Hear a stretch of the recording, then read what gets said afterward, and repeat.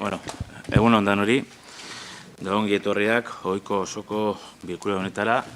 Gaurkoan, Iker Basagoiti jauna ez da etorriko gaixori dagoelako, eta Urko López jauna be ez da etorriko. Orduen 15 lagun izango gara. Gaurko pleno hasi baino harin hau, aurkeztu gura duzuet, Aizbea Atelari, da idazkari berria, Tere Birtuaren plaza atara duena, eta bueno, zinegotzi guztien izenean, lan ona indizula, herriarentzako ona izango dalako, eta zornotzar guztientzako bebai. Ongi etorria, eta bueno, beste barik, hasiengo gara, gaiekaz. Bale? Ebazpenen ataletik hasiko gara, eta lehenengo puntua da 2018ko irailaren 28an egindako bilaren akta onartzea hala badagokio. Inork esatekorik, hau batez onartzen dugu? Hau batez onartzen da. Bigarren puntua, Amorit Etxanako emakume batek jasotako sexu erasoari buruzko adierazpen instituzionalak. Bueno, irakurri baino arinago, eskerrak eman gura dodaz, zapatu goizean, zinegotzi batzukin egon nintzen, lagundu iztien bozeramaile batzorde aurrera ataratzea, eta baita ere, udal langileek presto egon zirela momentu hartan egin behar zen aiteko, hau da, bozeramaile batzordea egin, deklarazioa bat adostu, eta kontzentrazioa bat deitu. Beraz, eskerrik asko hemen zeuzien guzti hori, oin irakurrengo dut. Amorit Etxanoko udalak, gaur, herriko emakume bate jasotako eraso sexualaren inguruan ondorengo adierazpen instituzionala egin nahi du bere gaitzespen irmoa agertzeko. Amorit Etxanoko udaleko bozeramaileen batzordea bildu da gaur. Herriko neska batek urriaren 20ko goizaldean izandako eraso sexuala irmoki arboiatzeko.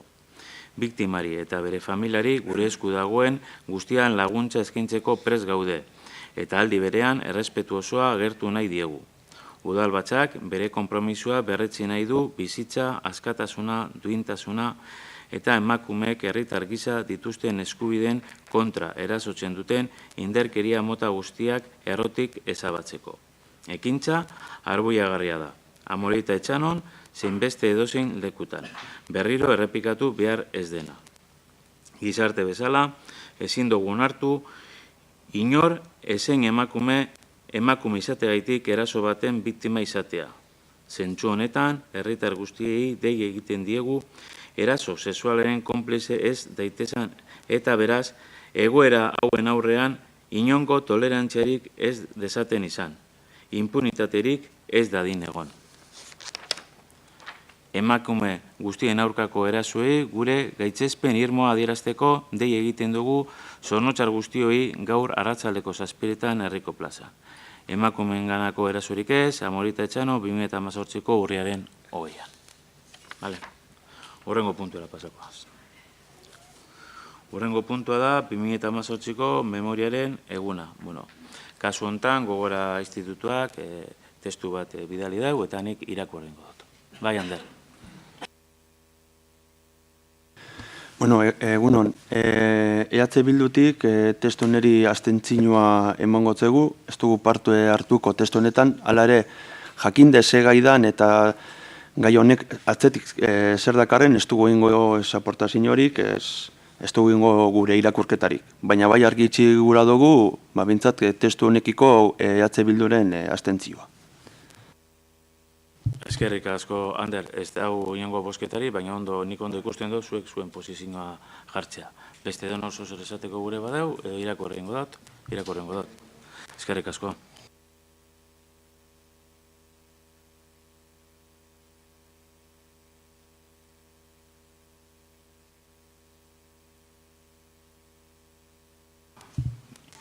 Oraintsuko memoria, deritzon aldian, hau da, azken 60 urteetan Euskadik izan duen rolari buruzko azterketa kritikoa egitea da. 2018ko memoriaren egunean bereziki jorratu nahi den gaia. Gure herriak terrorismoaren biktimen gainean eta violentziaren biktimen gainean izan zituen begirada eta jarrera izan behar dira azterketa honen funtsezko erreferentziak. Hala bada, argigunez hitz egin ahal eta behar dugu. Ilunak. Alderdi ilunen artean, biktimen jasotako abandonoa nabarmendu behar da. Batez ere, 70ko eta 80ko hamarkadetan. Hamarkadorietan eta batez ere 80ko hamarkadaren hasieran, etak bere etaparik odoltsuna bizi izan zuen. 1987 amaierarako 586 biktima mortal eragin zituen. Euskal gizarteak eta erakunde eta instituzioek eman zuten erantzuna hala ere esen indarkeria horrek eragin zuen eta biktime bereziki zuten adinakoa izan. Trantsizio garaian Euskal gizarteak errepresio frankisten astindua jasa zituen. Bai eta erakunde parapolizialen edo eskuin muturreko erakundeen atentatuak ere. Impunitatea gailentzen zen testinguru batean. Tortura salaketak ohikoak izan dira 80ko hamarkadan. Halaber, Galek 1983tik eta 1987 artean aritu zenak. 29 biktima mortal eragin zituen.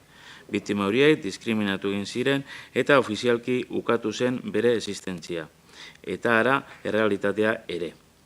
Garai hartan, Euskal gizartea harrapatuta, bortxatuta, astinduta, isilik eta isilduta bizi zen. Erreferentziarik eta erantzuteko lider argirik aurkitu gabe. Nola nahi ere, biktimak ez zituzten jaso behar zituzten arreta, babesa eta elkartasuna. Ez herritarren eskutik, ez eta erakunde alderdi politiko, komunikabide edo agente sozialen eskutik ere. Ilun hori garrantzitsua da, eta modu kritiko eta autokritikoan jorratu behar da. Beraiaz, aitortzen dugu, 80ko hamarkadaren hasieran Euskadin berandu iritsi ginela biktimen kausara. Merezi zuten sentikortasun eta erantzunera. Eta berariaz aitortzen dugu biktima guztiek ez zutela gizartean eta erakundeetan errekonozimendu berdina izan. Biktima zein zen edo biktima non kokatzen zen.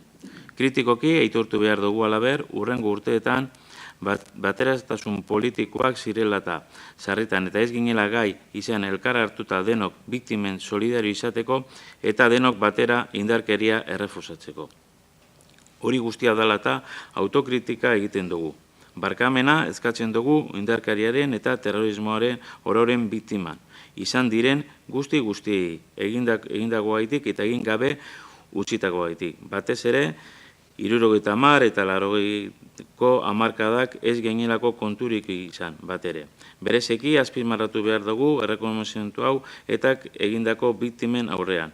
Erakunde horrek gizartearen babesa izan zuelako. Biktima guztien aurrean aitortzen dugu lehenago erreakzionatu behar genuela, bai eta hobeto eta elkartuago ere. Argiak, 80ko hamarkadaren amaieraz geroztik gizartean erantzuna apurka-apurka hasi egin zen Euskadin. Gizarte mugimenduak ugaritu egin ziren, mobilizazio ugari egon ziren.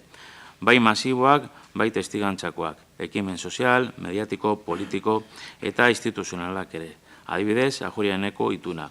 Asko izan ziren Euskal gizarteko eremu guztietan.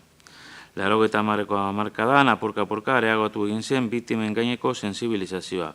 Eta 2000 urtetik aurrera biktimen gisa eskubideen babes aktiboa araudi mailan erakundeetan naiz gizartean estaltzeko egindako urratsak nagusitu ziren.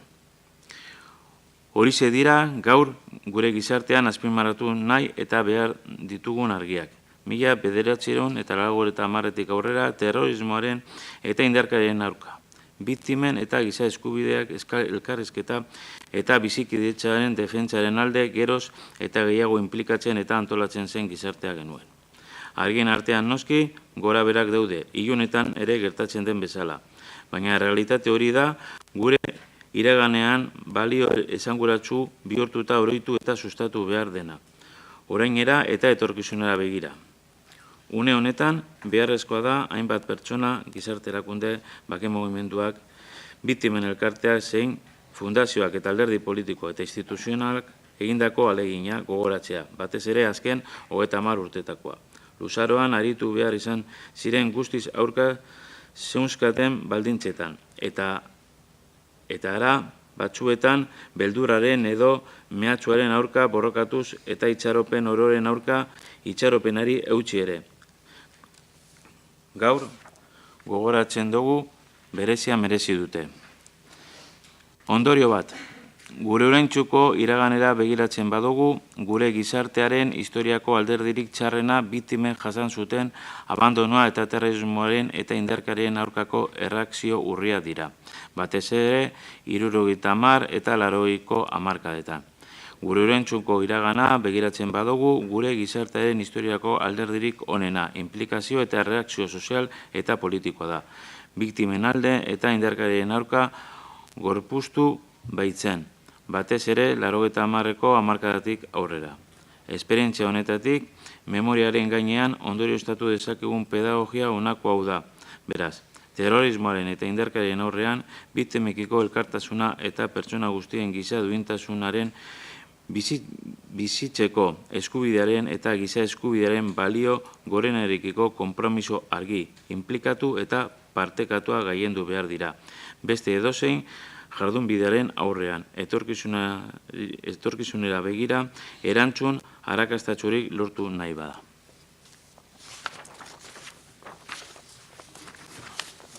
Hau irakurrita, hurrengo puntura pasako dugu. Oin, udalbatzako bigarren atalera pasako gara, gobernu organoen kontrola eta fiskalizazioa. Laugarren puntua, urriaren 15ko Migete Iruren zenbakidun alkatetzaren dekretu berri ematea ezkontzeko ahalmen eta eskuordetza. Toki, araubidearen oinarriak arautzen dituen legearen 21 eta 3 artikuluari. Eta udal araubide organikoaren 76 artikuluari lotuta. Kode zibilale 51 artikulak eta toki erakunden antolaketa jarduera eta erregimen juridikoari buruzko arauaren 44 artikulak ematen dizkidaten eskudantzitaz ondokoa erabaki dut. Lehenengoa, Xabir Irakulizagirre, Amorebita Etxanoko Zinogotzi jaunaren esku ustea jarraian adierazten dan ezkontzeko ahalmena. Carlos López Bastante eta Sara Fernández Tejedor. Ezkontza hau, pasedan larun batean, 20an burutu zena. Bigarrena, erabakia udalbatza oneri ematea eta hirugarrena erabakia Bizkaiko aldizkari ofizialean argitaratzea.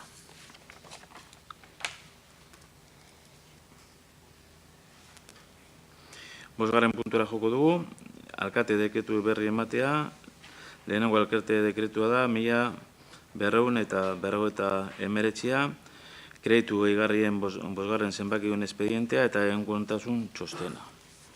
Dekretu honek, zati atalbidetu, alde batetik, ganeko erreforma egiteko 56.000 euro, eta bestetik, enplegu planerako erremanenteak pasai zanean, suposatzen dut, hori otsailan izango zela, partida bat aiztu erratu egin ginen, eta orduen, diru hori oin ipini behar da.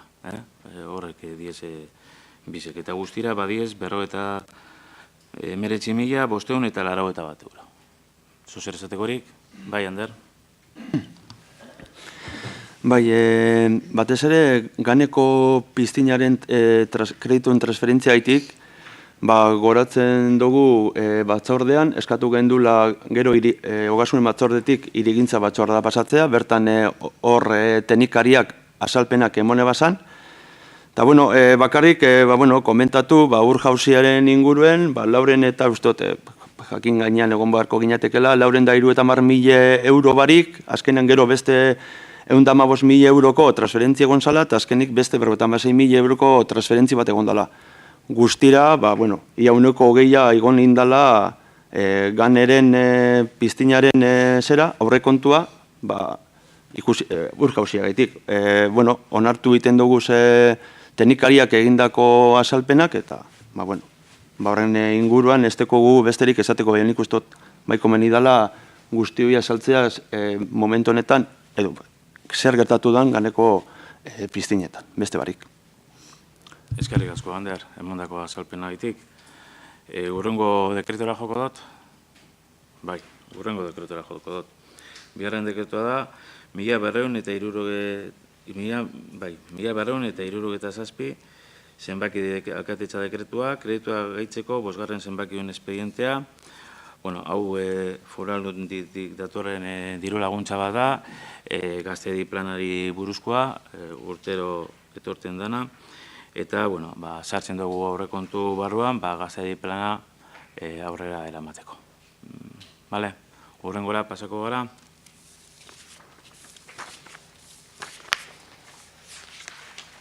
Hurrengo puntua be, 6. puntua, 2018ko udal aurrekontuko gastu eta sarreren egoeraren berri ematea osoko bilkurari eta 2018ko 3. hilabeteko altxortegiko mugimenduen eta egoeraren berri baita ere.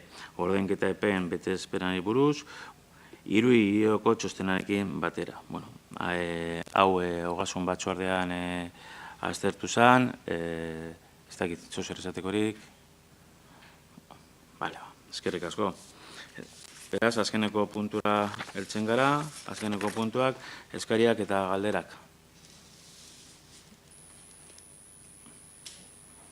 Azpadago eskaririk eta galderarik, bukatuztat emango dugu gorko udalbatza. Eskerrik asko dan hori.